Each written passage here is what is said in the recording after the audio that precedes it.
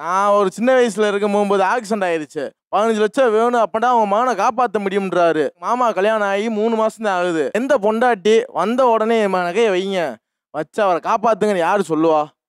இந்த உலகத்துல ஒருத்தவனும் சொல்ல மாட்டான். எனக்கு தெரிஞ்சு அவர் சொல்லி இப்படி தூரம் உசுரோட இருந்து இப்படி பேசுறது காரணமே என் மாமாவும் எங்க அக்காவும் தான். மாமா அக்காவில் என் அப்பா அம்மா மாதிரி தான். எங்களால் பெருசாக இங்கே புப்புணு நீராட திடீர்னு செய்ய முடியாது. உங்கள் கையால் அந்த பொண்ணுக்கு சந்தனம் வச்சு பொட்டு வச்சு நீங்கள் அவங்களை சந்தோஷப்படுத்துங்க. அந்த குறைய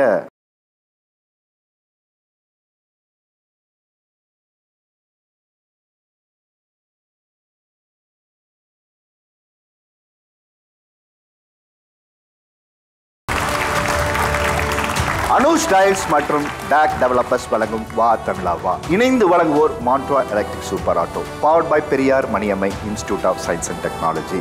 associate sponsors Sura publications, VVD Priyam சால், Imayam speciality hospitals, styling partner tailor suit, jewellery partner Malabar gold and diamonds. இன்னைக்கு இருக்க இயந்திரத்தனமான வாழ்க்கையில் நாமெல்லாம் ஒன்றாக கூடி உட்காந்து சாப்பிட்றதே கொஞ்சம் பெரிய விஷயமா தான் இருக்குது. அப்படி இருக்கிற பட்சத்தில் சொந்தக்காரங்க நிலைமை அப்படின்னு எடுத்துக்கிட்டிங்கன்னா ஃபேமிலி ஃபங்க்ஷன் ஏதாவது ஒரு நிகழ்வில் தான் சந்திக்கக்கூடிய வாய்ப்புகளே இன்னைக்கு இருக்குது. ஆனால் எத்தனை உறவுகள் இருந்தாலும் ஒரே ஒரு உறவு மட்டும் எந்த மன கஷ்டம் வந்தாலும் நீங்கள் ஒதுக்கி வைக்க முடியாத ஒரு உறவுன்னு நம்ம தமிழ் சமூகத்தில் ஒன்று இருக்குன்னா அது தாய்மாமா உறவு தான். அப்பா வழி சொந்தத்தில் 1000 உறவுகள் இருந்தாலும் அம்மா வழி சொந்தத்தில் ஒத்த தாய்மாமாக்கு ஈடாகாதுங்கன்னு இன்னைக்கு வரைக்கும் ப்ரூவ் பண்ணக்கூடிய ஒரு உறவு சொந்தமாக தான் அது இருக்கு. தாய்மாமாக்கள் அப்படி என்ன உன்னதமான உறவு என்பதை சொல்ல மருமக்கள் இங்கே வந்திருக்காங்க. இன்னொரு பக்கம் சகோதரிகளோட குழந்தைகள் மேலே தங்களுக்கு இருக்கக்கூடிய பாச பிணைப்பு என்னன்னு சொல்வதற்காக தாய்மாமாக்கள் வந்திருக்காங்க. இன்னைக்கு நம்ம பேச போகிற தலைப்பு தாய்மாமா என் உசுறு என்று சொல்லும் மருமக்கள் வெர்சஸ் தாய்மாமாக்கள்.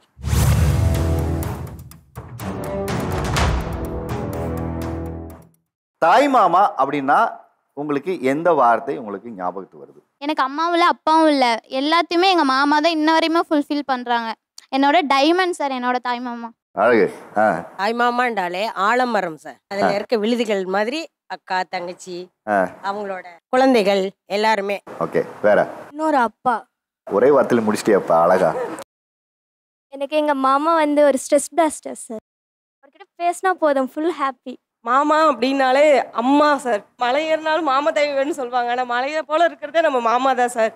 அவங்கள கட்டியா பிடிச்சிக்கிட்டாலே நம்ம எங்கேயோ போயிடுவோம் சார். அம்மா சொந்தத்தில் இருக்கிற ஒரு மிகப்பெரிய நம்பிக்கை தாய்மாமான்னு சொல்லுவோம். ஃபேமிலியோட முதுகெலும்பு அப்படின்னு சொன்னாலே எங்க மாமா தான். குடும்பத்தின் முதுகெலும்பே உங்க தாய்மாமா தான். ஆமா சார். என்னோட தாய்மாமா என்னோட சப்போர்ட்டர் சார். தாய் என்ற ஒரு அடைமொழியை கொண்ட ஒரே ஒரு ஆண்பால் உறவுனா அது தாய்மாமன் உறவு தான். அதனால தாய்மாமன்னா தாயுமானவன். இப்போ எங்களுக்கு வந்து தொட்டிலிடுதல் ஆரம்பிச்சு காது குத்துதல், பூப்பு சடங்கு செய்தல், திருமணம் ஆகும்போது எங்களுக்கு பட்டம் கட்டும் வரை அவங்களுடைய வந்து உரிமை கடமை ரெண்டுமே இருக்கு. தாய்மாமான்றது வந்து ஒரு கௌரவம் சார். ஒரு வீட்டில் கல்யாணம் பண்ணி போகிறோம் அப்படின்னாலே நம்ம அந்த வீட்டில் கௌரவமாக இருக்கிறதுக்கு அந்த தாய்மாமான்ற உறவு வந்து ரொம்ப முக்கியமாக இருக்குது. அதில் எனக்கு ரொம்ப ஸ்பெஷல்னா என்னோட ஹஸ்பண்ட். என் ஹஸ்பண்ட் எனக்கு தாய்மாமா தான். உங்களுக்கு எத்தனை மருமக்கள்? எனக்கு 4 அக்காங்க சார். எல்லா அக்காக்கும் 2 பொண்ணு இருக்காங்க சார். இத்தனை பேர்ல எதுக்கு இவங்கள மட்டும் நீங்க தேர்வு பண்ணீங்க? ஏன்னா இவங்க பெரிய பொண்ணு என்னோட செட் இவங்க. அதனால ஓகே. இதுக்கப்புறம் வந்தவங்கலாம் நான் பார்த்து பிறந்தவங்க. சார் நானும் தாய்மாமா தான் சார். நீங்களும் தாய்மாமா தான் கல்யாணம் பண்ணிருக்கீங்க. கூட பிறந்தது வந்து 2 அக்கா சார். 2 அக்காவுக்கு வந்து மூத்த அக்காவுக்கு 2 பொம்பளை பிள்ளை, இளைய அக்காவுக்கு 3 பொம்பளை பிள்ளை, மொத்தம் 5 பிள்ளைங்க. இந்த மூத்த அக்காவுக்கு வந்து 2 பிள்ளைகளை வந்து இது 2வது பொண்ணை நான் கல்யாணம் பண்ணியிருக்கேன் தாய்மாமன்ற முறையில். கல்யாணம் பண்ணியில் அந்த பொண்ணுக்கு 18-19 வயசு இருக்கும். சைக்கிள் ஓட்டி பழகி கொடுத்தேன், 2 வீலர் ஓட்டி பழகி கொடுத்தேன், இன்னைக்கு கார் முதற்கொண்டு ஓட்டி பழகி கொடுத்துருக்கேன். நான் இன்னைக்கு இருக்கேன்னா அதுக்கு முழு காரணமே வந்து என்னுடைய ஒய்ஃபு, அக்கா மகன் சார். சொல்லுங்க, தாய்மாமன்னா உங்களுக்கு என்ன வார்த்தை நினைவுக்கு வருது? சார் ஒரு மூத்த ஃப்ரெண்டு சார். அது கொஞ்சம் புதுசாக இருக்கே. இந்த மாமா பார்த்தீங்கன்னா 2 மாதிரி பேசலாம், பேசும்போது நேரம் போகிறது தெரியாது. வந்தோம் சார், திருச்சியிலேருந்து சென்னை வரைக்கும் வந்தோம். ஒரு 4 மணி நேரம் ஜேர்னி சார். இது வரைக்கும் எங்கள் மாமா கிட்ட நான் பேசுறதுக்கு வாய்ப்பு கிடைக்கல. இப்போ கிடைச்ச வாய்ப்பை நான் நல்லா யூஸ் பண்ணிக்கிறேன்னு நினைக்கிறேன். இப்போ மாமாவோட எனக்கு நல்ல க்ளோஸான ஒரு பந்தம் இருக்குது சார். இல்லை, அவர்கிட்ட எதை இன்னும் சொல்லலைங்கிற ஒரு ஏக்கம் இருக்குது. எந்த விஷயத்த அவர்கிட்ட சொல்லலைங்கிற ஏக்கம் இருக்குது. அவர் கூட நிறையா இன்னும் டைம் ஸ்பெண்ட் பண்ணும்போது நல்லா பேசியிருக்கலாம், ஜாலியாக விளையாடி இருக்கலாம். சின்ன வயசு முடிஞ்சிருச்சு சார், வயசாயிடுச்சு, 20 வயசு ஆயிடுச்சு. இதுக்கு மேலே அவர் கூட போய் விளையாட முடியாது சார். பட் ஆனால் இது மேலேயாச்சும் அவர் என்னையை பற்றியும் நான் அவரை பற்றியும் தெரிஞ்சுக்க நேரம் வந்துருச்சு அப்படின்னு நினைக்கிறேன் சார். இப்போ இவ்வளோ பேர் சொன்னாங்கல்ல, அது எல்லாமே சேர்ந்தது தான் எங்கள் மாமா. ஒரு அம்மாவுக்கு நிகராக இருக்கிறவர் தான் எங்கள் மாமா. ஆரம்ப காலத்தில் எனக்கு வில்லனாக இருந்தார், இப்போது ஹீரோவாக இருக்கார்.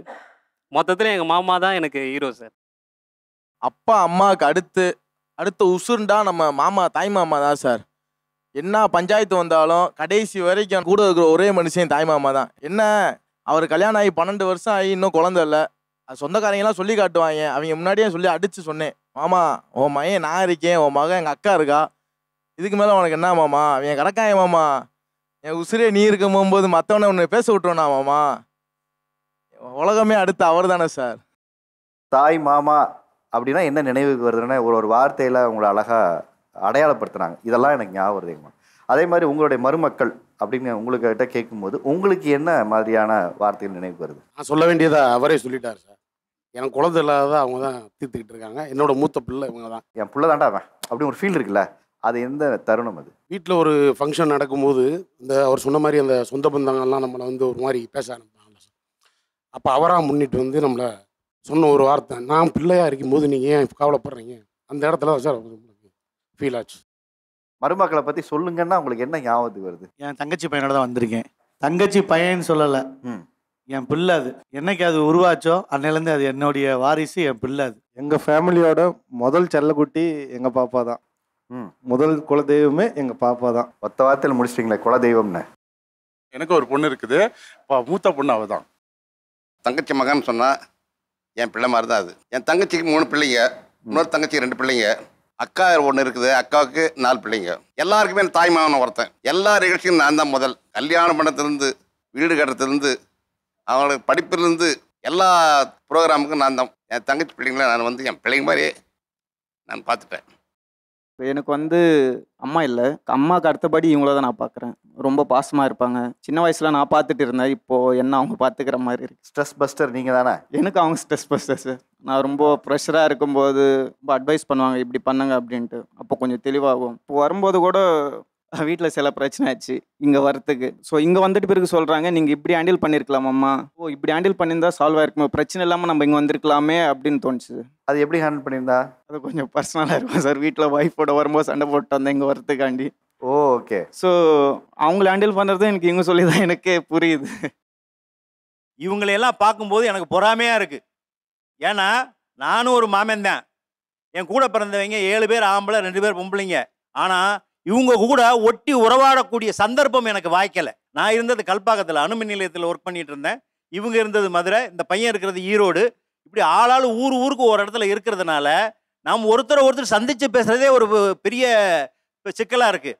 இப்போ அவன் சொன்னான் இல்லையா, வரும்போது நாங்கள் 2 பேரும் ஒருத்தர் கலந்து பேசிக்கிட்டோம், ஒருத்தர் புரிஞ்சுக்கிட்டோம் சொல்லும்போது தான், அவன் சொல்லும்போது தான் தெரியுது அவன் எவ்வளவு அன்பு என் மேலே வச்சிருக்கான்றதை. அப்போ தான் நான் புரிஞ்சுக்கிட்டேன். நான் அப்போ எனக்கு ரொம்ப வெக்கமாக இருக்குது. இவ்வளவு பாசமாக, இவ்வளவு பண்பாக, நம்மளை எதிர்பார்ப்போடு இவங்க இருந்திருக்கிறாங்க. ஆனால் இவன் அவங்க அம்மா மாதிரி சார். அவங்க அம்மாவும் அப்படி தான். என் தங்கச்சி, சின்ன தங்கச்சி எதுவுமே வாயை திறந்து கேட்காது. என்ன செஞ்சாலும் சரினேன்றோம். இவன் அதுக்கு மேலே எதுவுமே கேட்க மாட்டான். இப்போ காலையில் கூட்டி போய் மாலில் கூட்டி போயிட்டு வேணும்ன்றதை வாங்கிக்கடானே, இல்லை மாமா வேணாம் மாமா, நான் எல்லாத்தையும் ஈரோட்டில் வாங்கிக்கிறேன் மாமா. அப்போ நமக்கு ஒரு கில்ட்டி ஃபீலிங் வருது. ஏன்னா நம்ம ஒரு தாய்மாமனாக இருந்து என்ன பிரயோஜனம் சார்? இந்த தாய்மாமன்றதை இன்றைக்கி ஒரு பெரிய அரிய வாய்ப்பு சார். இன்னைக்கு நிறைய பேருக்கு அந்த வாய்ப்பு கிடைக்கல. வீட்டில் ஒரு ஆம்பளை பிள்ளை தான் இருக்கிறான், இல்லை ஒரு பொம்பளை பிள்ளை தான் இருக்கிறான் போது மாமன் கிடையாது, அத்தை கிடையாது, மாமியார் கிடையாது, சித்தப்பா கிடையாது, சித்தி கிடையாது, யாருமே கிடையாது. இந்த உறவுகள்லாம் அத்து போயிட்டு இருக்கு. எனக்கு தெரிஞ்சு இந்த ஜென்ரேஷன் தான் தாய்மான்களை உடன் வைத்து கொண்டாடக்கூடிய ஒரு ஜென்ரேஷனாக இருக்குது. இதற்கு போகிற எதிர்காலங்களில் பார்த்தீங்கன்னா அந்த பாக்கியம் எத்தனை பேருக்கு கிடைக்குன்னு தெரியல. மருமகள் அப்படின்னா உங்களுக்கு என்ன ஞாபகத்துக்கு வருது? என்னோட பொண்ணை மாதிரி இன்னொரு பொண்ணு. அப்பா அம்மா பிரிஞ்சுட்டாங்க. நம்ம வீட்டில் தான் வளர்ந்தாங்க. காலேஜ் வரைக்கும் படிச்சுட்டு இப்போ சென்னைக்கு ஒர்க் பண்ண வந்துருக்கு. அதுக்கு என்ன தேவையோ எல்லாத்தையும் நான் பூர்த்தி பண்ணி தருவேன். எனக்கு அப்பா மனநிலை பாதிக்கப்பட்டவங்க. அம்மா எனக்கு ஒரு 7 வயசு இருக்கும்போது இன்னொரு கல்யாணம் பண்ணிக்கிட்டாங்க. இப்போ வரையும் மாமா வீட்டில் தான் இருக்கேன் நான். நிறைய பேர் ஏன் இங்கே வச்சுருக்கா, அவங்க அம்மாட்ட அமுச்சு விட்ரு, அதான் இன்னொரு கல்யாணம் பண்ணிக்கிச்சு இல்லை, அவங்க அப்பாட்ட அமுச்சு விட்ரு அப்பெல்லாம் சொல்லுவாங்க. எங்கள் மாமா அது என் தங்கச்சி பிள்ளை இருக்கட்டும், ஏன் அதுக்கு இல்லாத உரிமை யாருக்குமே கிடையாது, அது இருக்கட்டும் அப்படின்னு அவங்க பிள்ளைங்க கூட அது வீட்டில் இருந்ததில்லை சார்.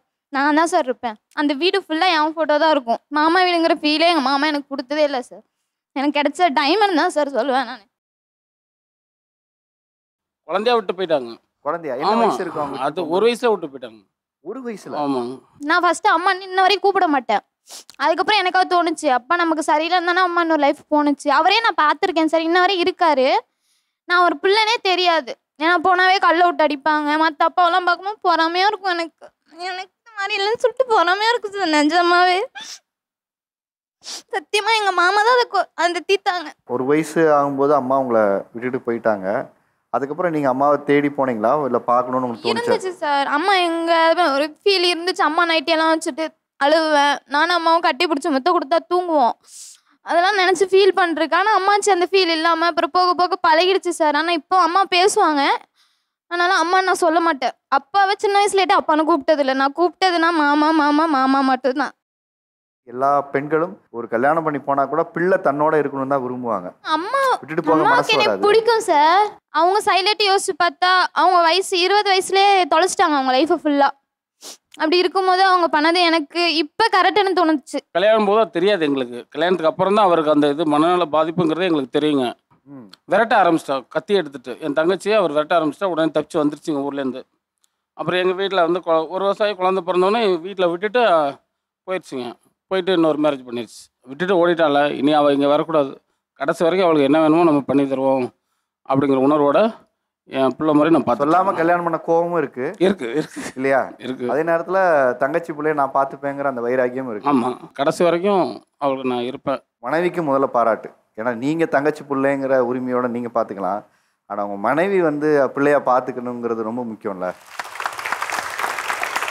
தாய்மாமனுடைய உறவை இன்னும் உயிர்ப்போட பிடித்து வைத்து கொண்டிருக்கிறது உங்களை போன்ற தாய்மாமாக்கள் தான். தாய்மாமன் அப்படின்னு சொன்னா அவங்களுக்கு வரக்கூடிய வார்த்தைகள்லாம் சொன்னாங்க. மருமக்கள் அப்படின்னா என்ன வார்த்தைகள் ஞாபகம் வருது உங்களுக்கு? நாம் சொல்லுவதை தட்டாமல் செய்யக்கூடியவர்கள் அவங்க மட்டும்தான். அடா நம்ம பசங்க கூட சொல்றதை கேட்க மாட்டாங்க. நம்மள்ட்ட உரிமையோட எதிர்த்து பேசுவாங்க. ஆனால் என்னோட தங்கச்சி பசங்க வந்து நான் சொன்னதை என்றைக்குமே அவங்க வந்து தட்டுறதே இல்லை. எனக்கு படிக்கணும்னு ஆசை, எம்ஏ தமிழ் படிக்கணும்னு எனக்கு படிக்க முடியல. என்னோட ஆசையை நிறைவேற்றி வச்சவர் என்னுடைய மருமகன் தான். இப்போ அவர் சொல்றதுக்காக படிச்சியா பிடிச்சி படிச்சியா? மாமா சொன்னதுக்காக. மாமா சொன்னதுக்காக தான் படிச்சா. உனக்கு பிடிச்சி படிக்கல? இல்லை சார், அதுக்கப்புறம் பிடிச்சிச்சு. நான் அவங்க வீட்டுக்கு வந்து ஒரு 16 வருஷம் போல் இருக்கும் சார். அப்பா ஊரில் இல்லை சார். நான் கொஞ்சம் போர் ஃபேமிலி. அதனால் ஃபுல்லாக பார்த்துக்கிட்டது மாமா தான். 2 வீடு இருக்குது மாமாவுக்கு. ஒரு மாடி வீடு, பக்கத்தில் ஒரு ஷீட் வீடு. நாங்கள் படிக்கணும் அப்படின்ட்டு எங்களை விட்டுட்டு அவங்க தனியாக வாடகை வீட்டு போயிட்டாங்க. உண்மைதான். அதாவது வேற வழியே இல்லை. அவங்க வந்து அவங்களுடைய வீட்டிலேருந்து எங்கள் வீட்டுக்கு வரா மாதிரி ஒரு சூழ்நிலை வந்துருச்சு. அவங்க அப்பா வந்து வெளியூரில் வந்து வேலை பார்க்குற மாதிரி இருந்தார். அதனால் தங்கச்சி பசங்க எல்லாம் நம்ம வீட்டுக்கு வந்துட்டாங்க. இவங்க வந்து இருக்கிறாங்களே, நம்ம எங்கே போகிறது அப்படின்லாம் வந்து என்னுடைய மனைவி சைடு வந்து அந்த பிரச்சனைலாம் வந்தது. அதெல்லாம் சமாளிக்கிறதுக்கு எனக்கு என்ன வழின்னு தெரியல. உடனே நான் வந்து வெளியில் போயிட்டேன். அவங்கள அழைச்சிக்கிட்டு வெளியில் போயிட்டு வாடகைக்கு வீட்டில் இருந்துட்டு இவங்க வந்து அதில் இருந்தாங்க. இவங்களுடைய அக்காவுக்கு திருமணமாகி குழந்தை பிறக்கிற வரைக்கும் எங்கள் வீட்டில் இருங்கன்னு தான் சொல்லியிருந்தேன். ஏன்னாக்கா அது ஒரு சின்ன சிக்கல் வரும். மாப்பிள்ளை பார்க்கும்போதோ இல்லை பொண்ணு பார்க்கும்போதோ இவங்க வீடு எதுன்னு வந்து கேட்பாங்க. அப்போது ஒரு சிரமம் இருக்கும். மாமா வீட்டில் இருக்கார், மாமா வீட்டில் இருக்கார் அப்படின்ட்டு. இவனுக்கு வந்து திருமணம் ஆகணும் அப்படின்னாக்கா தனி வீடு இருந்தால் தான் பொண்ணு கொடுப்பாங்க. இன்னமும் மாமா வீட்டில் இருந்தால் பொண்ணு கொடுக்க மாட்டாங்கன்னு தான் நான் தான் வலுக்கட்டாயமாக போக சொல்லி தனியாக ஒரு வீடு கட்டிகிட்டே அவங்க போயிட்டாங்க. அதனால் என்னுடைய பார்வையில் வந்து மருமக பசங்க வந்து நமக்கு சொல் பேச்சு கேட்கக்கூடிய இந்த உலகத்தில் ஒரே ஜீவன் யாருன்னாக்கா மருமக பசங்க தான். இந்த மாதிரி தாய் மாமா வீடு கட்டி கொடுப்பாருன்னா நாங்களாம் எவ்வளோ சொல் பேச்சு கேட்போம் தெரியுமா? அப்படி அப்படி கை கட்டி நிற்போம் சார். வீடு நான் கட்டி கொடுக்கல, அவங்க தான் கட்டிட்டாங்க சார். 3 தங்கச்சி சார் அவங்களுக்கு. ஃபஸ்ட்டு தங்கச்சி பையன் தான் நான்.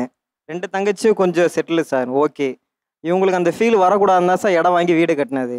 இவங்களுக்கு ஏதாச்சும் பண்ணணுன்னு நானாக பண்ணது சார். அவங்களுக்கு நீங்கள் செய்யணும். அவங்களுக்கு செய்யணும். இங்கே சொன்னாங்க சார், வீடு கட்டி தந்தேன், கல்யாணம் பண்ணி வச்சேன், படிக்க வச்சேன். இது அனைத்தையும் இந்த 76 வயசு வரைக்கும் செஞ்சுருக்கேன் சார். இன்னும் செய்வேன்.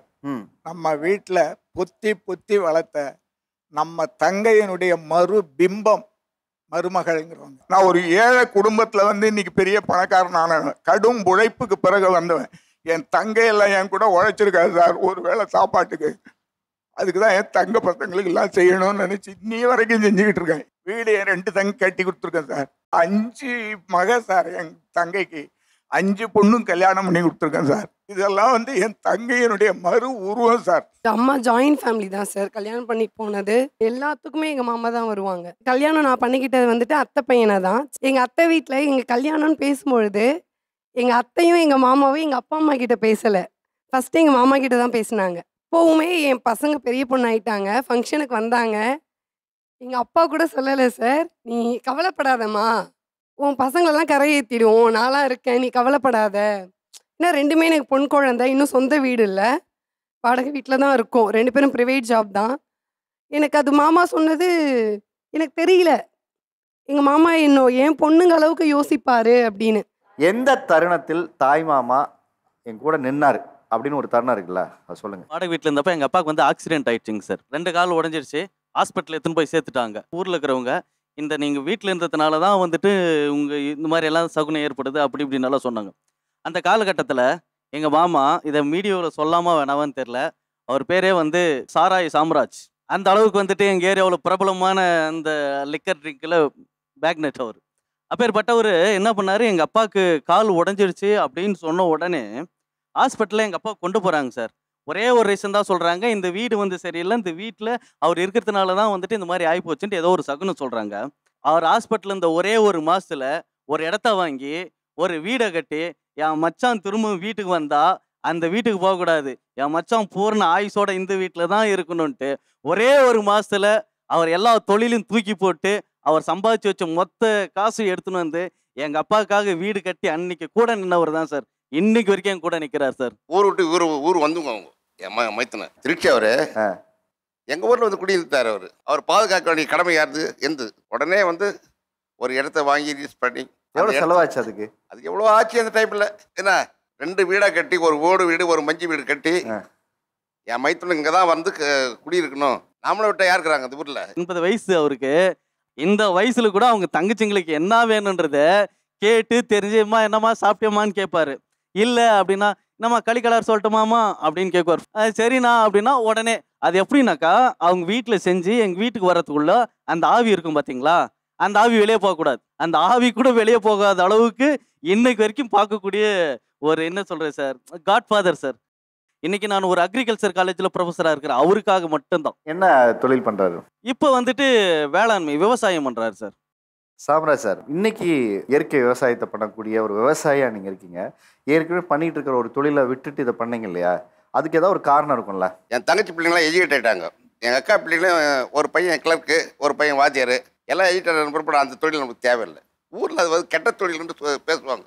நான் இல்லாமைக்காக செஞ்ச அந்த தொழிலை உலகத்துக்கு என்ன பேச தெரியுமா, அட என்னடா வாழ்க்கை, சாராய் வித்தான் பிள்ளைல படிக்க போட்டான் அவன் தங்கச்சி பிள்ளைல, இது ஒரு வாழ்க்கையாடான்னு சொல்லுவான். கேன்சல் பண்ணிட்டு இப்போ இனிமையான வாழ்க்கை வாழ்ந்துருக்குறேன். அந்த 5 வருஷம் தொழில் செஞ்ச 5 வருஷத்துக்கு மேலே தொடவே இல்லை. ஒரு விவசாயத்தை வச்சுக்கலாம், ஆடு மாடு வச்சுக்கலாம், அதை வச்சுன்னு முன்னேறலாம், போதும் அது தொழில் வேணாம்னு சொல்லி விட்டுட்டுங்க. உங்களுக்கு மிகப்பெரிய என்னுடைய பாராட்டுகள் நான் சொல்லிக்கிறேன். ஸோ இந்த தருணத்தில் என் மாமா என் கூட இருந்தாருன்னா அது எந்த தருணம்? எனக்கு மொத்தம் 4 தாய்மாமா சார். ஒருத்தர் இறந்துட்டாங்க. எங்கள் அம்மா தான் பெரிய பொண்ணு, மாமாக்கு அடுத்ததா. எனக்கு ஒரு 12 இயர்ஸாக இருக்கும்போது அன்ஃபார்ச்சுனேட்லி எங்கள் அம்மா ஒரு ஆக்சிடெண்ட்டில் இறந்துட்டாங்க சார். அதுக்கப்புறம் லைஃபே அவ்வளோதான் அப்படின்னு சொல்லிட்டு இருக்கும்போது எங்கள் மாமா தான் சார் என் கூட வந்து நின்னாங்க. நான் இருக்கேன் அப்படின்னு கூட்டிகிட்டு போய் வச்சு படிக்க வச்சு எல்லாமே பண்ணாங்க சார். மேரேஜ் அப்போ கூட தாலி கட்டுற 5 நிமிஷத்துக்கு முன்னாடி எந்திரிச்சு போய் எங்கள் மாமா கட்டி பிடிச்சி அழுதேன் சார். எல்லாரும் கேட்டாங்க, பொண்ணுக்கு கல்யாணத்தில் விருப்பம் இல்லை போல, எந்திரிச்சு போயிடுச்சு அப்படின்னு. எனக்கு எங்கள் மாமா விட்டு போக மனசு இல்லை சார். ஏன்னா கல்யாணம் பண்ணி கொடுத்துட்டு நம்ம மாமா நம்ம கூட இருக்க மாட்டாங்களோ, அவங்க கடமை முடிஞ்சிருச்சுன்னு போயிடுவாங்களோ அப்படின்னு நினச்சேன் சார். அது ரொம்ப தப்பு சார். எனக்கு மேரேஜ் ஆகி 20 இயர்ஸ் ஆயிடுச்சு சார். எனக்கு 2 பசங்க சார். என் பசங்களுக்கு ஒரு நல்லது கெட்டதுனால எங்கள் மாமா தான் சார் வந்து நிற்கிறாங்க. எந்த இடத்துலையும் தங்கச்சி பொண்ணு வந்து அம்மா இல்லைன்னு வருத்தப்பட்டுறக்கூடாது அப்படின்னு சொல்லி என் கூடவே நிற்கிறாங்க சார் எங்கள் மாமா. உங்களுக்கு தங்கச்சி தானே அவங்க? இறந்த தங்கச்சி சார் எனக்கு அடுத்து. அது அவங்கள என்னைக்காவது நினைக்கிறது உண்டா? டெய்லி நினைப்பேன் சார், டெய்லி விளக்கேற்றுவேன் சார். இறந்து போனாலும் என் கூட இருக்க மாதிரி உணவு இருக்கும், இருந்தாலும் இருந்திருந்தா இன்னும் நல்லா இருக்கும் அப்படின்னு தோணும் சார். உங்கள் சகோதரிகள் குழந்தை மேலே நீங்கள் பாசமாக இருக்கிறது யாருக்கு பொறாமையாக இருக்குது? மனைவிக்கு தான் சார் இருக்குது. அவங்க நம்ம மேலே ரொம்ப அன்பாக இருப்பாங்க. அந்த அன்பை திடீர்னு நம்ம ஒருத்தவங்க மேலே காட்டும் போது அவங்களுக்கு ஒரு ஜலஸ் இருக்க தான் செய்யுது. ஒரு கார் பைத்தியம் சின்ன வயசுலேருந்து காருன்னு கேட்பான். திருப்பதிக்கு போயிருக்கோம். அந்த டயத்தில் பார்த்தா என் பையன் காசு கையில் கம்மியாக தான் இருக்குது. ஏடிஎம் அங்கே ஒர்க் ஆகலை, சர்வரில் ஒர்க் ஆகலை. ஒரு கார் வாங்குறதுக்கு தான் பணம் இருக்குது. என் பையன் இருக்கான், என் பொண்ணு இருக்குது, குடும்பமே இருக்காங்க. நானும் முழிக்கிறேன், இந்த கார் நல்லா இருக்காது, இது டூப்ளிகேட்டு, இங்கெல்லாம் வாங்க வேணாண்டா, 2 நாள் ரிப்பேர் ஆயிரும், மொத்த குடும்பத்தையும் சொல்லி கூட்டிகிட்டு போயிடலான்னு ஒரு பிளான் பண்ணுறேன் நான். ஆனால் அந்த இருந்தாலும் இருக்கிறதுலே குட்டி பையன் அவன். என் பையன், என் பொண்ணு, அதுக்கப்புறம் தங்கச்சி பையன், குட்டி பையன். அவனை மட்டும் சமாதானப்படுத்தவும் முடியல. அந்த இடத்துல நம்மளுக்கு வாங்கி கொடுக்காம இருக்கவும் முடியல. அப்படின்னும் போது வேறு வழி இல்லாமல் அந்த இடத்துல ஒரு பெரிய ஒரு கலாட்டா மாதிரி நடந்து கடைசியாக அந்த தங்கச்சி பிள்ளைக்கு அதை வாங்கி கையில் கொடுத்துட்டு இருக்கட்டும்ப்பா சின்ன பையன் இப்போதைக்கு அவன் இருந்து அதை விளையாடட்டும், நீங்கள் அவன் கொடுக்குறப்ப நீங்கள் வாங்கி விளையாண்டுக்குங்க, அந்த மாதிரிலாம் சொல்கிற சில தருணங்கள்லாம் இருக்குது. அங்கே வாங்கி கொடுத்துட்டீங்க, அதுக்கப்புறம் என்ன பிரச்சனை நடந்தது அதை சொல்லுங்கள், அதான சுவாரஸ்யம். அதுக்கப்புறம் பிரச்சனைகள்லாம் வெளியில் சொல்ல முடியாது சார். எல்லா இடத்துலையுமே இந்த பிரச்சனை வரதான் செய்யும். ஆக்சுவலாக தங்கச்சி பொண்ணோட பர்த்டே என் தம்பி பொண்ணுக்கிட்ட அவள் சொல்லியிருக்கா இது மாதிரி, எங்கள் மாமா கிட்ட மட்டும் ஒரு வார்த்தை சொன்னேன்னா நான் சொடக்கு போட்டு முடிக்கிறதுக்குள்ளே வந்துடும் அப்படின்னு சொல்லிட்டு. இது இந்த பர்த்டே கரெக்டாக 12 மணிக்கு ஆர்டர் பண்ண கேக் டெலிவரி ஆயிடுச்சு. 12 மணிக்கு ஃபாலோ அப் கால் வருது. கரெக்டாக டெலிவரி பார்ட்னரோட கால் வருது. நான் எடுத்து பேசிகிட்டு இருக்கேன். யார் என்னன்னு கேட்கும்போது தான் இப்போ தான் தெரியுது. அப்போ அன்றைக்கி நைட்டு ஒரு சண்டை. உன் தங்கச்சி பொண்ணுக்கு மட்டும் ஸ்பெஷலாக அனுப்புவேன், என் பர்த்டேக்கு எத்தனை வாட்டி நீ கேக் வாங்கி கொடுத்துருக்க, எனக்கு செலிப்ரேட் பண்ணியிருக்கேன் அப்படி இப்படின்னு சொல்லிட்டு. ஸோ சமாளிக்க வேண்டிய சுச்சுவேஷன் தான் அது. அப்படியே பேச பேச கொஞ்சம் பெருசாக போகும். அதுக்கப்புறம் அடுத்த நாள் யூஸ்வலாக எப்படி பேசிஃபை பண்ணுவோமோ பேசிஃபை பண்ணி பேம்பர் பண்ணி சரி பண்ண வேண்டிய விஷயம். எந்த நம்பிக்கையில் அப்படி சொன்னீங்க? சொடக்கு போகிற நேரத்தில் எங்கள் மாமா இதனால் எனக்கு வாங்கி கொடுத்துருவாருன்னு. எங்கள் மாமா வந்து லைக் நான் என்ன கேட்டாலும் வாங்கி கொடுப்பாங்க. என்னோட ஸ்ட்ரென்த்னா எங்கள் மாமா தான் சொல்லுவேன். எங்கள் அப்பா அம்மா கிட்ட வந்து இந்த மாதிரி எனக்கு இப்படி ஒரு ப்ராப்ளம் இருக்குது, இந்த மாதிரி இப்படி சொல்லிட்டாங்க அப்படின்னு சொன்னால் அவங்க வந்து சரி நீ என்ன பண்ண, நீ தானே தப்பு பண்ணியிருப்ப அப்படின்வாங்க. ஆனால் எங்கள் மாமா கிட்ட போய் சொன்னால் யார் அவன் சொல்லு நான் வரேன் அப்படின்னு சொல்லிட்டு எங்கள் மாமா தான் அதுக்கு ஃபஸ்ட்டு முன்னாடி வருவாங்க. அதனால எனக்கு வந்து சின்ன வயசுலேருந்தே எனக்கு மாமா பிடிக்கும். உங்க சகோதரி குழந்தைகள் மீது பாசமாக இருப்பதனால யாருக்கு அதிக பொறாமை இருக்கு? பிள்ளைகளை விட மனைவிக்கு தான். மனைவிக்கு தான்.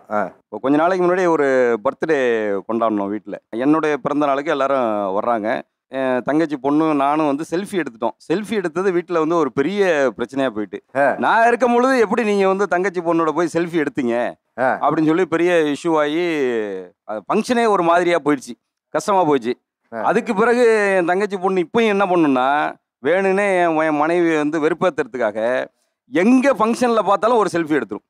எடுத்து உடனே ஒரு வாட்ஸ்அப்பில் ஒரு ஸ்டேட்டஸ் வச்சிரும். ஸ்டேட்டஸ் வச்சா இவங்களுக்கு தெரிஞ்சிரும்ல உடனே.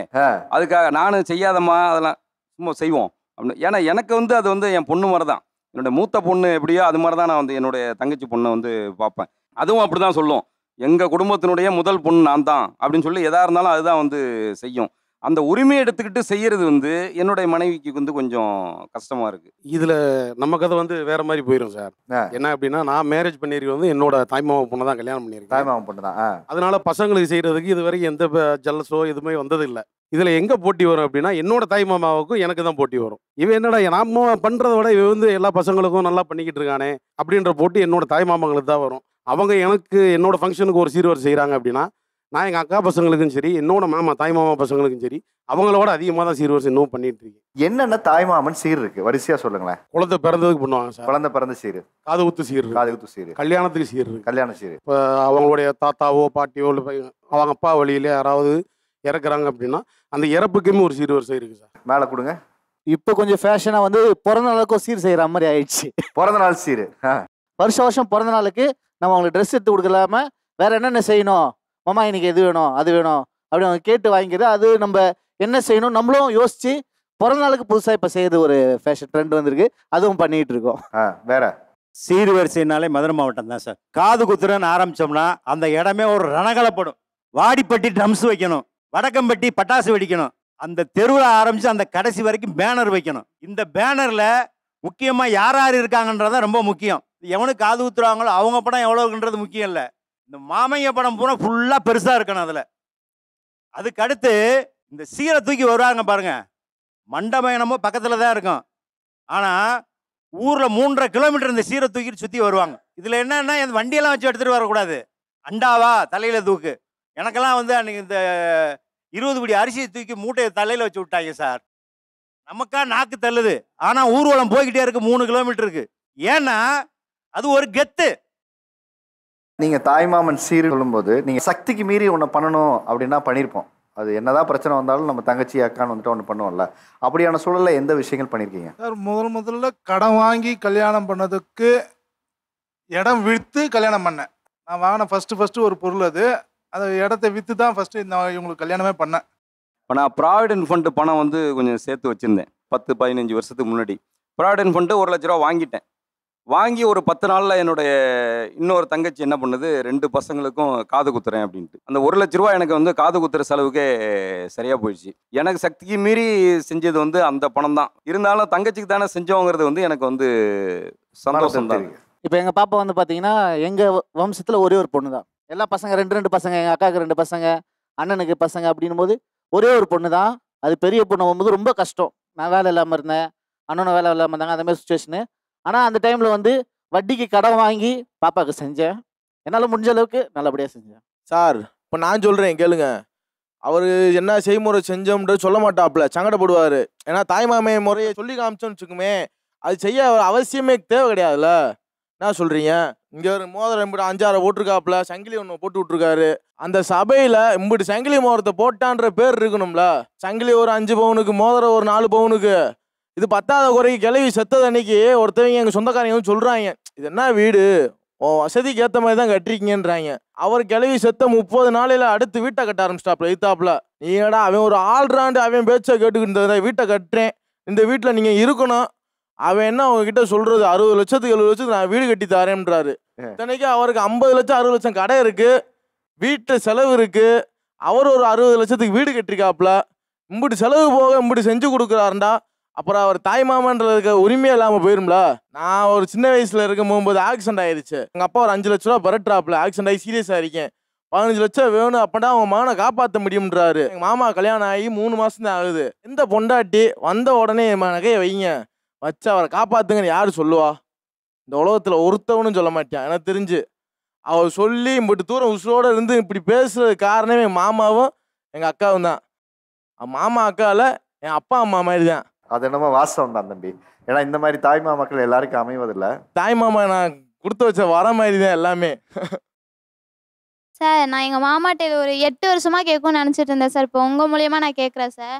ஏன் அட்டன் பண்ணும்போது மாமா வரவே இல்லை சார். Ariyalur district sir. நான் அங்கே ஒவ்வொரு பிள்ளைங்களுக்கும் இந்த தாய்மாமா சீர் சுமந்து வரான்னு அந்த சாங் போட்டு எடுத்துகிட்டு வரும்போது கிராமமாக இருக்கனால நமக்கு அப்படி பண்ணலையே மாமா அப்படின்னு தோணும் சார். இப்போவும் நான் மாமாட்ட சீரெல்லாம் எதிர்பார்க்கல, மாலை போட்டு அந்த நலுங்கு வைக்கிறது அது மாதிரி எக்ஸ்பெக்ட் பண்ணேன் சார். அந்த டயத்தில் வந்து கம்பெனி ஒர்க்காக பெங்களூர் போயிட்டாங்க. அதனால் வந்துட்டு என் தம்பியை பண்ண சொன்னேன். இருந்தாலும் அவளுக்கு தேவையானது எல்லாமே நான் 100% பண்ணுவேன், இன்னும் பண்ணிகிட்டு இருப்பேன், கடைசி வரைக்கும் பண்ணுவேன் சார். மாமாவுக்கு ஒரு கிஃப்ட் இருக்கு, அதை கொடுக்கலாமா சார்? கொடுங்க வாங்க. மாமா வந்துட்டு எனக்கு சின்ன வயசுலேட்டு ட்ரெஸ் எடுத்து கொடுத்துருக்காங்க. ஃபஸ்ட்டு சேலரியில் மாமாவுக்கு ட்ரெஸ் எடுத்து கொடுக்கணும்னு ஆசைப்பட்டேன். அதே இந்த ஷோ மூலியமா உங்கள் மூலியமாக கிடச்சிருக்கு சார்.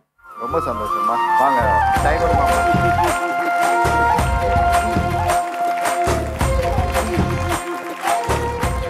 இந்த சட்டையை போட்டுருங்க சார். நீங்கள் அங்கே போட்டு வந்துடுங்க சார். எங்கள் சட்டை என் கலர்லேயே இருக்கு. சட்டை உங்கள் கலர்லேயே இருக்கா? நல்லா இருக்கா சார்? நீங்கள் போட்ட சட்டையை விட உங்கள் மருமக உங்களுக்கு அளவாக கரெக்டாக வாங்கிட்டு வந்திருக்காங்க சார். ரொம்ப மகிழ்ச்சியாக இருக்குது. அவள் சம்பாரித்து ஃபஸ்ட்டு சேலரியில் வாங்கியிருக்காங்க போது இதை நான் கடைசி வரைக்கும் மறக்க முடியாது.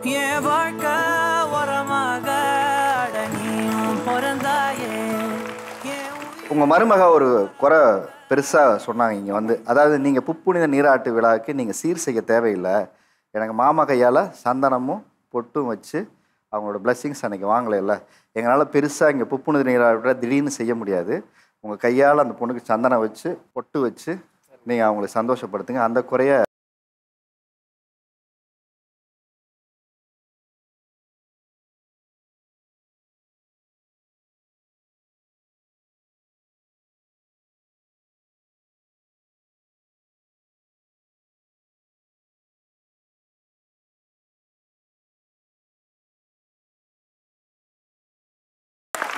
நான் பாருங்க ஃபுல்லா முகத்துல சந்தோஷத்தை.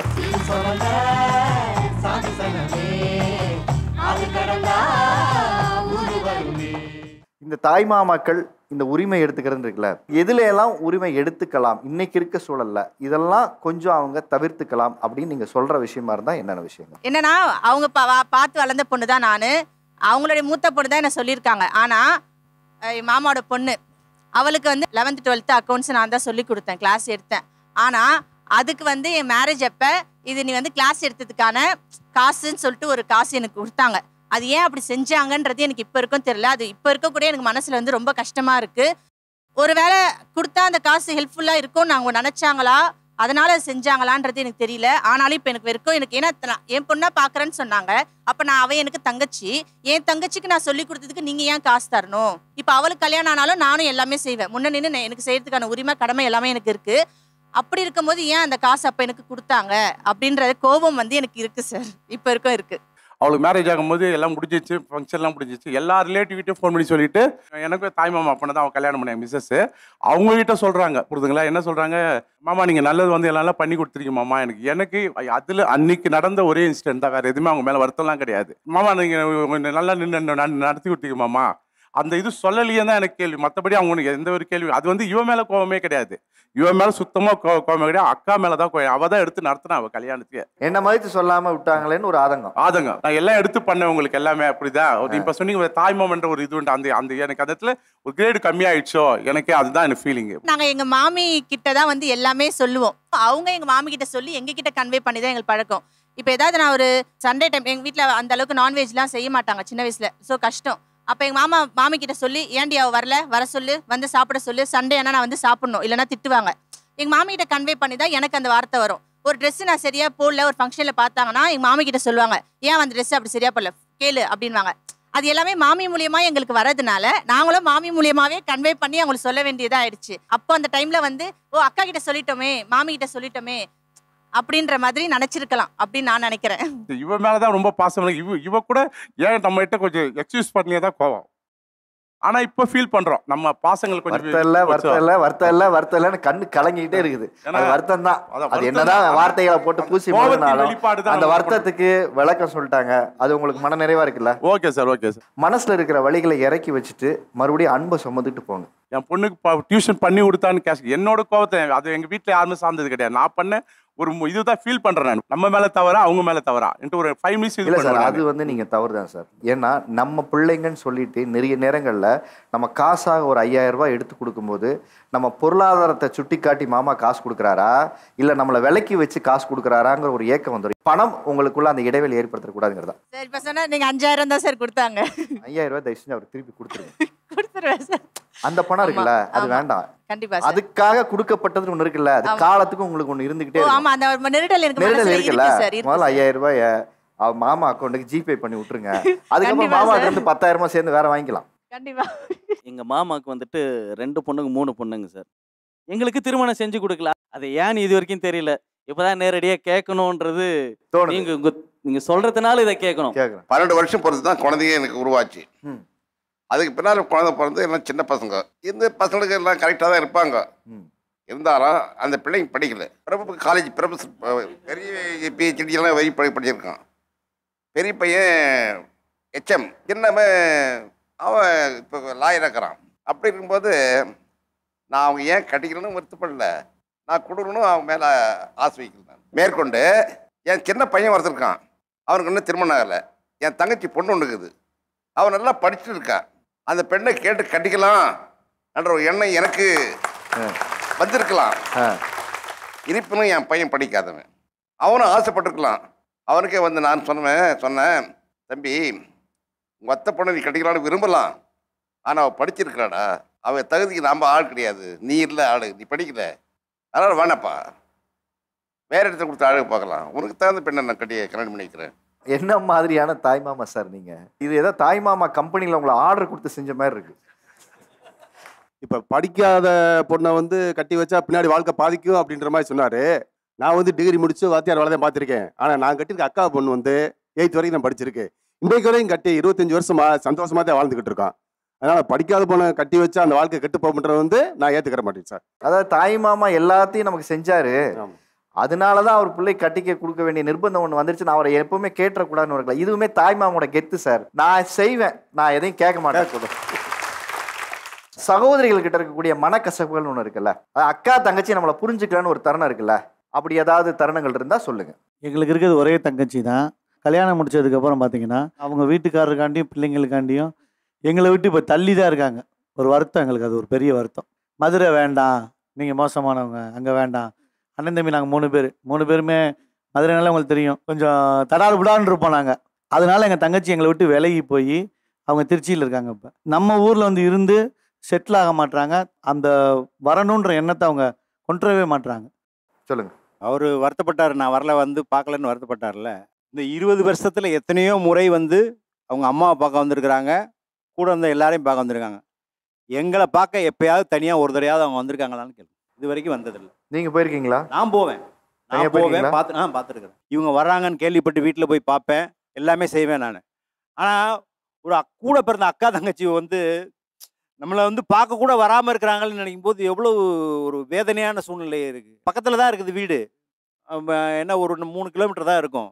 ஆரப்பாளையத்தில் அவங்க வீடு இருக்குது, அச்சம்பத்தில் எங்கள் வீடு இருக்குது.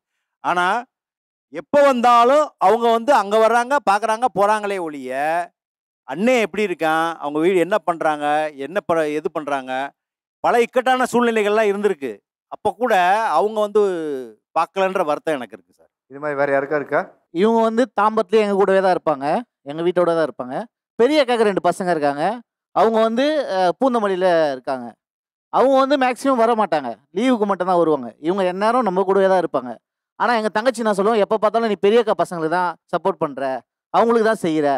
அவங்களுக்கு வந்து வருஷத்தில் ஒரு முறை லீவ் வரும்போது மட்டும்தான் ட்ரெஸ்ஸு.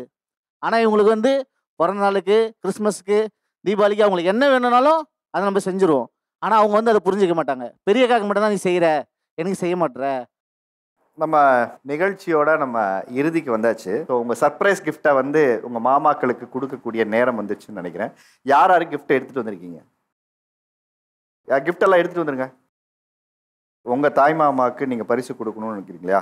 என்ன எடுத்துகிட்டு வந்திருக்கீங்க? சார் நான் 8th படிக்கும்போது எங்கள் மாமா ஃபஸ்ட்டு நான் வாட்ச் கட்டினது எங்கள் மாமா வாங்கி கொடுத்ததா சார். ஆனால் அதுக்கப்புறம் ஏன்னா அவர் கையில் நான் வாட்ச் பார்த்ததே இல்லை சார் இது வரைக்குமே. ஏன் கட்டுறதுலன்னு எனக்கு தெரியல. அதனால அவருக்கு ஃபர்ஸ்ட் வாட்ச் கிஃப்ட் பண்ணுறனால வாங்கிட்டு வந்திருக்கேன் சார்.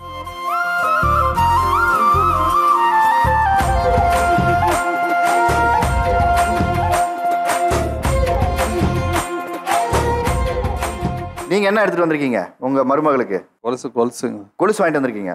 ஓகே.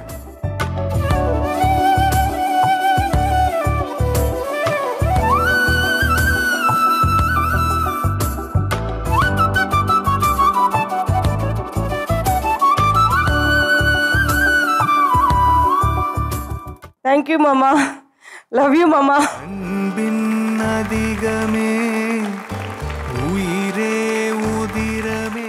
நீ எதுக்கு கெட்டப்பை மாற்றிட்டு வந்திருக்கப்போ? கெட்டப் மாற்றி அவருக்கு ஒரு முத்தம் கொடுக்கறது தான் கிஃப்ட். கெட்டப்பை மாற்றி செட்டப்பை மாற்றி மாப்பிள்ளை இப்போ முத்தம் கொடுக்க போகிறாரு. வாங்க. வரும்போது கேட்டேன் சார் என்ன வேணும்னு. உங்களை மாதிரி எனக்கு ஒயிட் அண்ட் ஒயிட் போடணும், கிளாஸ் போடணும். நான் அந்த ஃபங்க்ஷன்ஸ்க்கெலாம் போவேன் அடிக்கடி மதுரையில். அண்ணன் தம்பி இல்லாத வீடுங்களுக்கு நான் ரெகுலராக தாய் மாமனை போயிட்டுருக்கேன். என்னால் முடிஞ்ச அளவுக்கு நான் போய் செஞ்சுட்டு அவங்கள நான் தாய் மாமனை போய் நின்று முறை செஞ்சுட்டு தான் வருவேன். இது மாதிரி மனிதர்களை நான் இன்னும் சந்திச்சதில்ல. ரொம்ப சந்தோஷம். Thank you sir. மதுரைக்காரங்கன்னா உருத்தா எல்லாத்தையும் செய்வாங்கன்னு தெரியும். ஆனால் உரிமையாக ஒரு இடத்துல நிற்பாங்கன்னு ஒன்று இருக்குல்ல, அந்த உரிமையை நிற்கிறதுக்கு தான் எங்கள் வேலையே. என் முதல் நாயகன் நீ, எந்தன் காவலன் நீ, என் உயிராரம்பம் நீ, நெஞ்சின் ஆசையும் நீ. அவர் உங்களுக்கு கிஃப்டை கொடுத்துட்டாரு. ஆமாம். நீங்கள் என்ன கொடுக்க விரும்புறீங்க? என் மாப்பிள்ளைக்கு ஒரு செயின் போடணும் ரொம்ப நாள் ஒரு ஆசை. செயின் வேணுமா? சரி நான் செயினை தரேன்டா அப்படின்னு. அழகு.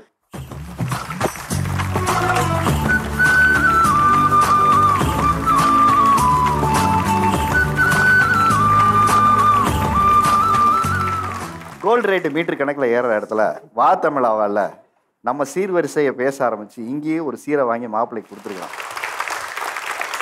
நான் வந்து கொஞ்சம் பெரிய பொண்ணு ஆனதுக்கப்புறம் வந்து வீட்டிலேருந்து மாமா வீட்டுக்கு வருவேன். அப்போ வந்து எப்பயுமே வந்து மாமா வந்து ஓடி வந்து கட்டி பிடிச்சி முத்தம் கொடுப்பாங்க. ஆனால் வந்து நான் வந்து கொஞ்சம் பெரிய பொண்ணு ஆனதுக்கப்புறமா வந்து நான் அதே மாதிரி மாமா வந்து ஓடி வந்து முத்தம் கொடுக்க வந்தாங்க. அதுக்கப்புறம் வந்து என்னை வந்து அப்புறம் தனியாக கூட்டிகிட்டு போயிட்டு இந்த மாதிரி நீ வந்து பெரிய பொண்ணாயிட்ட, இப்போவும் வந்து கொடுக்குறாங்க, நீ தானே அவங்கக்கிட்ட சொல்லணும் அப்படின்னு சொல்லிட்டு சொன்னாங்க. அப்போ வந்து அது வந்து எனக்கு இனி வரைக்கும் மைண்டில் இருக்குது. அது வந்து எங்கள் யாருக்கிட்டையுமே சொன்னதில்லை. இப்போ வந்து நான் வந்து திரும்பி போய் எங்கள் மாமாவுக்கு முத்தம் கொடுத்து அவங்கக்கிட்ட சொல்வேன், எங்கள் மாமாவுக்கு நான் வந்து சின்ன பொண்ணு தான் அப்படின்னு சொல்லணும். ஒரு குழந்தையோட அது ஏக்கம் ஒன்று புரியுது அவங்களுக்கு. நம்ம ஒரு பாசத்தை கொடுத்துட்றோம், வளர்ந்த உடனே பெரிய பிள்ளை ஆயிடுச்சுன்னு நாம் நினச்ச ஒன்று விதைக்கிறோம். ஆனால் நமக்கு அது என்றைக்குமே பிள்ளைதாங்கிறது அது இன்னைக்கு உங்களுக்கு நேரடியாகவே சொல்லிடுச்சு. கண்டிப்பாக. ஏன்னா அது பேசி அழுகும் எனக்கே கண் கலங்கிடுச்சு. சொந்தமுள்ள வாழ்க்கை சொர்க்கத்துக்கு மேலே சொத்து சொகை ஏதும் வேண்டாமையா சொன்ன கதையில். வாங்க வாங்க சார், வாங்க சார், வாங்க. நிறைய ஷோ நான் பண்ணியிருக்கேன், பட் இந்த ஷோ கொஞ்சம் மனசுக்கு நெருக்கமான ஒரு ஷோன்னு நான் சொல்லலாம். எனக்கு என்னுடைய தாய் மாமானுடைய ஞாபகம் வந்துருச்சு. இன்னைக்கு அவர் என் கூட இல்லை. அது வந்து நான் என் வீட்டில் இருந்து விளையாண்டதை விட நான் அவர் வீட்டுக்கு தான் லீவு எல்லாமேனா எங்களுக்கு அங்கே தான் விளையாட்டு எல்லாமே. எது கேட்டாலும் நீங்கள் சொன்ன அதே தான். ஏன் அவர் வீட்டு பிள்ளைங்க 5 பொம்பளை பிள்ளைங்க, அவர் வீட்டுக்கு செய்கிறத விட முதல்ல என்ன தான் தேடுவார். அவருக்கு பையன் கிடையாது, முதல்ல என்ன தான் தேடுவார். இன்றைக்கி நான் ரொம்ப அவரை நான் மிஸ் பண்ணுறேன். இந்த தருணத்தில் உங்களையெல்லாம் பார்க்கும்போது இன்றைக்கி அவர் உயிரோடு இல்லை, ஆனால் நீங்கள்லாம் தாய் மாமாக்களாக உட்கார்ந்துருக்கீங்க. அந்த தருணத்தில் எனக்கு ரொம்ப சந்தோஷமாக இருக்குது.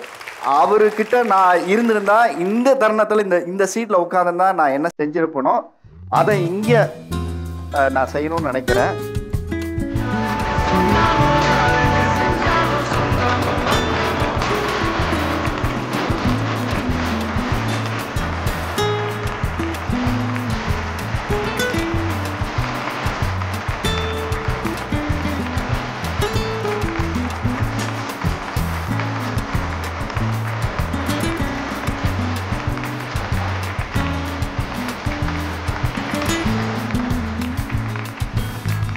சிறப்பாக பேசியவர்களுக்கு சிறப்பு பரிசு கொடுக்கும் நேரம் இது. இந்த பக்கம் நிறைய பேர் பேசினாங்க.